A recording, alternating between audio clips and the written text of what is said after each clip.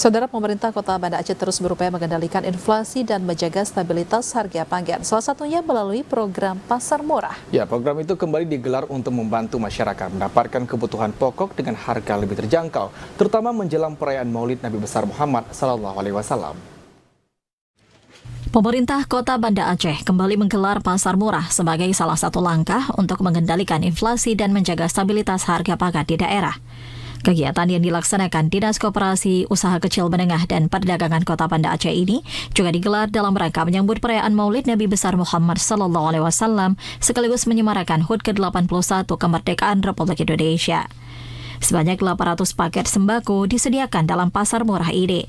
Setiap paket terdiri dari 10 kg beras, 1 papan telur, 1 kg gula pasir, dan 2 liter minyak goreng.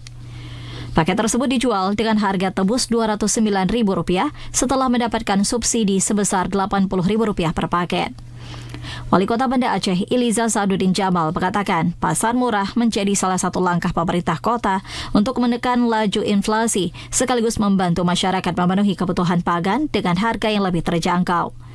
Pemerintah Kota Banda Aceh berencana terus menggelar pasar murah ini di sejumlah wilayah hingga akhir tahun sebagai upaya mengantisipasi kenaikan harga kebutuhan pokok. Pasar pangan murah ini sangat efektif karena yang mereka membutuhkan para UMKM kita dan menurunkan angka inflasi terbukti hari ke hari dari pasca bencana sampai hari ini. Dari 0,2 terus kemudian kita naik ke 6, sekian. Hari ini kita berangsur-angsur menjadi turun jadi 5. Juga menyambut Maulid Nabi besar Muhammad SAW karena memang biasanya harga pangan karena kenduri banyak di Banda Aceh selama 3 bulan ke depan ini ya tentu ini juga bisa sangat membantu masyarakat kita. Selain melalui pasar murah, pemerintah Kota Banda Aceh juga mengimbau masyarakat untuk memanfaatkan lahan dan perkarangan rumah dengan menanam berbagai komoditas pangan.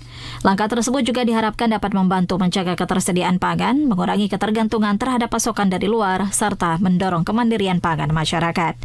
Dari Banda Aceh, Tim Liputan TVRI Aceh melaporkan.